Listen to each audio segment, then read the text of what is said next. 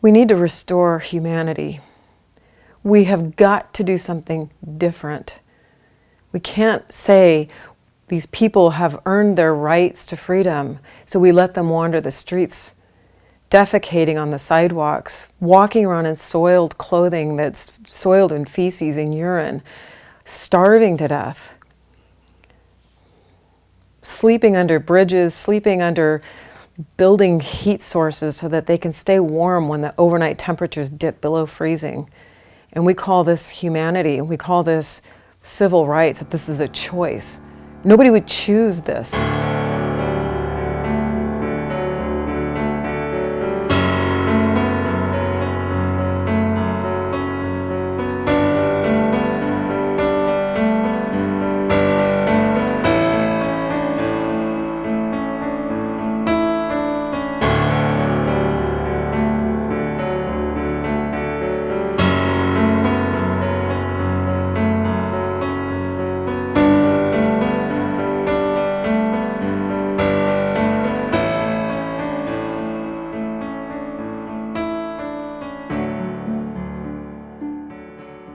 My name's Dr. Steven Seeger.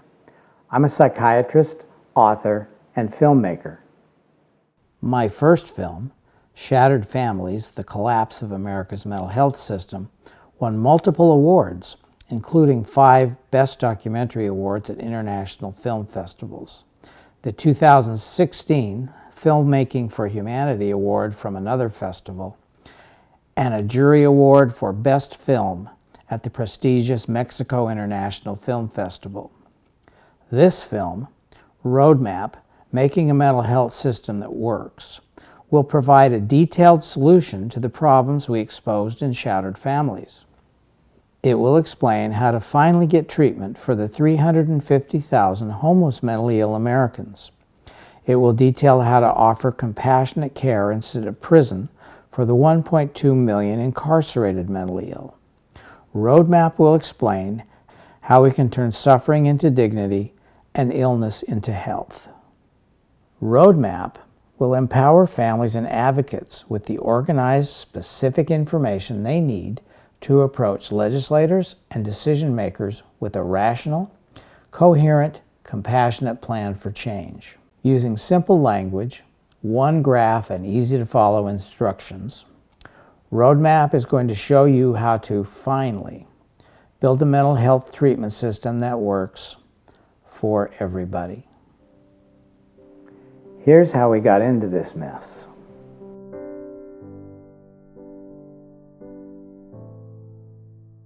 In 1948, Albert Deutsch publishes a book called Shame of the States, detailing the grim conditions at many American state mental hospitals.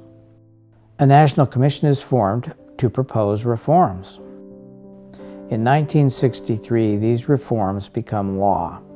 The Community Mental Health Centers Act shifts treatment for those with serious mental illness from state hospitals to the local communities. In a process dubbed deinstitutionalization, the state hospitals are gradually closed and the patients sent home. Unfortunately, most community mental health centers are never built. Most communities don't want the returning state mental hospital patients. The unwanted returning patients are then dumped into the streets or jail. Here's what deinstitutionalization has been like for the families of those with serious mental illness. We noticed his behavior becoming more erratic, and he started becoming paranoid, and he believed people were following him and he had him under surveillance. He felt threatened. When he started to proceed out of his car, he got his foot out of the car and he came around, and as he was starting to come around, the officer opened fire on him. Everyone agrees we have a problem. Let's look at things a little more closely. This pyramid is an idea published by the World Health Organization. We will use it to explain how our current mental health system works, or doesn't work, and where everybody fits, or doesn't fit into the plan. Understanding the pyramid We'll help you understand why our proposal for fixing our mental health system will work for everyone. Bigger blocks represent larger groups of people. As we go up, bottom to top, people get progressively more sick and need increasingly more sophisticated and longer-term medical care. Let's start at the bottom. This group is called self-help. Self-help is by far the largest group and contains just about everybody. Noted mental health advocate D.J. Jaffe says, "Everyone's mental health can be improved." If you're not feeling well, this self-help section contains the treatment modalities you can do yourself. This includes reading self-help books, taking a class, watching a movie, taking vitamins or nutritional supplements, getting regular exercise, stopping smoking, taking your prescribed medications. Many people can stop here. It's all they need. But what if you still don't feel well? You move up to the next level. This next level is entitled Informal Community Care. Informal community care includes group activities available in your community. This block includes such things as church groups, self-help groups, peer support groups. This section involves mobilizing other people. For many people, it's all they need. But again, what if you're still not feeling well? You move up to the next level. Mental health services through your family doctor. This is the first step in engaging the professional medical community. Most people don't realize that the majority of antidepressant and anti-anxiety medications are prescribed by family doctors and internists, not psychiatrists. Primary care providers give a great deal of basic psychiatric care. The family doctor is also important because they can determine if your symptoms are due to an illness of which you may not be aware. Frequently, non-brain illness can cause psychiatric symptoms, and getting an accurate diagnosis and proper treatment will make the symptoms go away. The most common causes of mental symptoms from non-psychiatric illness are thyroid issues, infections like pneumonia, meningitis, or urinary tract infections, drug or alcohol intoxication, or substance withdrawal, and the like. Equally as important are the people suffering from primary anxiety and depression who present to the family doctor with physical complaints, pain, memory problems, fatigue, etc. Having your doctor rule out a physical issue is of primary importance to getting an accurate psychiatric diagnosis and treatment. Your family doctor is generally the gatekeeper for a referral to a psychiatrist. Many people can stop at this level, but also, what if you still don't feel well? What if after you've been cleared by the family doctor you still have symptoms? Then you move up to the next level. Community mental health services. These services include all the formal psychiatric and mental health services available in your area. Local mental health centers, county clinics, private psychiatrists, psychologists, social workers and therapists, and all inpatient psychiatric services at local or university hospitals. This level is where the framers of the 1963 Community Mental Health Centers Act imagined things would end. They believed that everything could be handled at this community level. Unfortunately, they were wrong. But not as wrong as you might think. For the vast majority of mentally sick people, the community level of care is where they belong. It's where the journey to wellness does indeed end. For most psychiatric patients, this level works just fine. 96% of mentally ill persons can be cared for at the community level or below. That's a lot of people. But for those who won't take medications voluntarily, for this 4%, the sickest of the sick, a higher level of care is needed, but currently none exists. This level of care used to be provided by the state mental hospitals, but they were closed during deinstitutionalization. The problem is this. The foundation of community care is voluntary treatment. And the 4%, the sickest of the sick, routinely refuse all treatment. They don't think they're sick. This is a core symptom of serious mental illness. It's called anosognosia, or denial of illness. Anosognosia is what causes this 4% sickest of the sick to not seek treatment. Denial of illness is why this 4% become homeless or incarcerated because of their mental illness. This final 4% will never volunteer for treatment, but once treated involuntarily, anosognosia often goes away, making voluntary community treatment possible.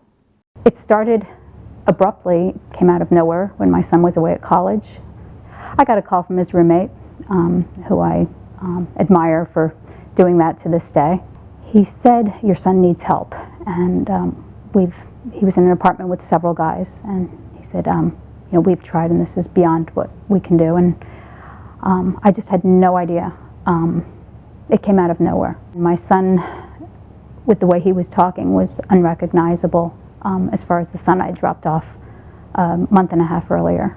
He was highly paranoid, which is the most well-known symptom of schizophrenia.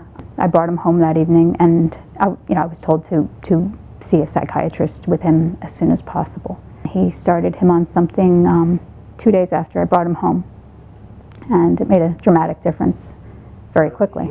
I don't know enough about the illness to understand how others with this illness can function without it, but it makes all the difference for us. When he was medicated, when he first had his psychotic break, it was noticeable within a day. He's been compliant for quite a few months now, which has been great.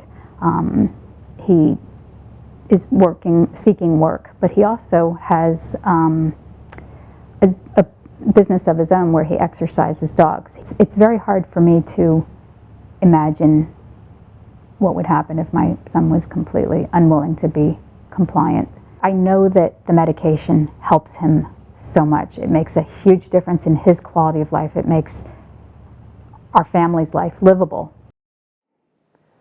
Actually, some seriously sick people do move up. For 50,000 seriously mentally ill people, there is a next level, where treatment is long-term and remarkably effective. This occurs at places you might not expect. The few remaining old state hospitals. These hospitals have now been modernized and overhauled completely. The care given there is superior. 65% of people get well. But this excellent treatment is reserved for forensic patients only. It's for those who have committed crimes and been ordered into treatment by the court. The point is this: we know how to do this. We know how to give sophisticated medical care at this upper level. So why don't we do it for everyone? Why just treat those who have committed a crime? Why can't all seriously sick people be treated in the same way? Within a year, he was homeless. And even during the year that he had a residence to live in, a home to live in, he wasn't taking advantage of it. He was wandering the streets at all hours of the day and night. Sunburn, his clothing was faded from the sun. He was showing up at my house at midnight with holes in his shoes. Feet were bleeding. He was refusing all medications. He was refusing all treatment. He didn't think that there was anything wrong with him. He's been in and out of jail. And it's gotten to a point where no room and board, board and care, hotel, motel, nobody will take him. Why not? Because he's unmedicated and non-compliant. And his behavior is so outlandish at times. What does he do? He screams, he yells, he threatens violence. When he's psychotic and delusional, he thinks he's Tupac Shakur. And not Tupac Shakur the rapper, Tupac Shakur the gangster. He has assaulted his brother. He has assaulted other people. He has made threats about getting a gun and killing people. He says he's going to do drive-bys. When I asked him how he would do that without a car, he said he would walk around and shoot people. because of his escalating behavior, because of my own fear for my own safety and that of my family, I had to tell him that he could not come here. He doesn't know who I am. I don't believe that Jason, my son, would ever hurt me, his mother, but there are times he doesn't understand who I am. He has beliefs that I'm living in his home. He believes that I must be dealing drugs in order to have my home and my car, and gets pretty angry with me. So I'm not sure that he wouldn't hurt me if he was in the frame of mind where he thinks I'm someone else.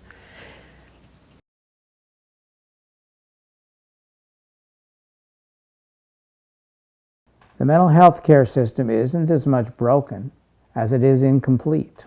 All we really need to do is fix this last little corner of the pyramid. This little corner, 4%, causes 90% of all the trouble encountered by families, the courts, the jails, and the cities. And for the other 96%, the forensic system and the community care system, they'll stay exactly the same. So how do we fix this last little corner? Let's go through it step by step. Good news. Here's what we don't need. We don't need new laws. We don't need federal funding or approval. More good news. Here's what we need to know. Mental health commitment laws are done at the state level, and every state already has adequate commitment laws. Here's what to do. First, Google the name of your state senator or assembly person. Next, get together a group of concerned parents, voters, constituents, and call your representative. Tell them your group would like to schedule a meeting to discuss a proposal that will lead to the elimination of incarceration and homelessness for mentally ill persons in your area. Emphasize the large size of your concerned group. Emphasize that it's the right thing to do. Tell your representative you want to talk about some minor changes to your state's already existing civil commitment laws. Civil commitment means treating seriously mentally ill persons against their will when they've not committed a crime, treating them because they're sick, not criminals. Most state civil commitment laws are fairly similar. I'll use California as an example. There are 3 stages to California's commitment process. The first stage is called a 5150. A 5150 allows a person to be held in a hospital against their will for 72 hours while a psychiatric evaluation is performed. 5150 is the name of the form that can be filled out by a peace officer or a psychiatrist. It's important to realize that this 72-hour hold limit was chosen at random. There's no scientific evidence that 3 days is an adequate time for evaluation, and in fact it's not. It's too short. The first thing to specifically ask for is a longer initial detention period. 1 week would allow for an adequate evaluation, a time to get a simple medication adjustment, and to arrange for temporary housing or other emergency social service needs. A longer initial commitment period would go a long way toward stopping the revolving door of admission, release, admission, release, admission, release disaster that so many parents are unfortunately familiar with. In California, if this 72-hour hold period runs out, you can apply for an additional 14-day hold. Ask that this second period be extended to 1 month. For the vast majority of seriously mentally ill persons, this extended second period will be all that's needed. This would allow for adequate stabilization on medications, arrangement of more permanent housing, detox referrals, etc. It would allow time for an actual workable outpatient plan to be instituted. After this second 30-day extension, if you still need treatment, a conservatorship can be applied for. A conservatorship can allow for involuntary hospitalization and treatment for up to 1 year. But where would these conserved people go for further treatment? They used to go to the existing state hospitals, but owing to deinstitutionalization, that's not an option anymore. This needs to change. We must ask for more long-term hospital beds. More long-term beds is the key to everything. For those with serious brain disease, there are 4 treatment options. 1, long-term hospital beds and care. 2, the streets. 3, jail. 4, the morgue. There are no other options. There never will be other options, and no amount of new voluntary programs, hotlines, outreach efforts, misspent money, or wishful thinking will ever change that. Ever. There are 4 options. You choose. If you choose the streets, jail, or the morgue, then nothing more needs to be done. That's the system we live with every day. If, however, you choose more hospital beds, where might these beds be built? The most obvious place to build more beds would be on the existing state hospital grounds. There's lots of room. The infrastructure is already there. But we also might need to think outside the box. Use an old county hospital. Retrofit an office building. Lease beds in a private facility. Just get more beds. And if we choose more hospital beds, we need a good aftercare program following a patient's hospital release. In California, when you're discharged from a forensic state hospital, you're enrolled in what's called the CONREP program. CONREP is short for Conditional Release Program. The CONREP team supplies comprehensive community-based outpatient services such as assisted housing, individual and group therapy, substance abuse monitoring, and treatment. They ensure medication and treatment compliance. They provide employment support. CONREP or a similar program will provide the maximum chance that a previously homeless mentally ill person or previously incarcerated mentally ill person will stay well and be maintained as a long-term functioning member of your family and community, which is really what we all want. Let's sum things up. When we deny the need for a top level of the treatment pyramid, a capstone if you will, we are doomed to continually repeat the mistake of jamming the sickest of the sick back down into the community level of care where they clearly don't belong, where services are not available and never will be available. And now it's our job to show the mental health system how to fix this mess. This is what a mental health system that works for everybody should look like. The pyramid is complete. Everyone has a place. Everyone receives care appropriate to their level of illness. It's overwhelmingly community-based. No one is in jail or on the streets. The morgues are empty. The ultimate solution to our problem, putting a capstone on this pyramid, lies with us.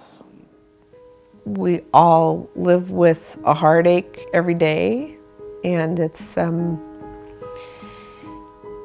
you function every day normally, but there's always little triggers every day, and especially when you think that it didn't have to happen and it could have had a different outcome if things were done differently. And you're always questioning why. Nobody would choose this. I've asked my friends, if you were told you're going to be diagnosed with schizophrenia this year and by next year you're going to be living on the streets, and I could provide you care, I could find the right way for you to receive the appropriate care, and you're going to fight me. Do you want me to give up, or do you want me to fight you? Do you want me to make sure that you have the care that you need? Everybody says yes. Everybody says, do what you have to do, take care of me. Nobody would choose to live this way. Nobody would. We have got to do something different. We've got to restore humanity for people who can't take care of themselves. The government's charge is to take care of people who can't take care of themselves, to protect people who can't protect themselves. Letting them rot on the streets, letting them die in the gutter is not okay, is not acceptable. We've got to do something different.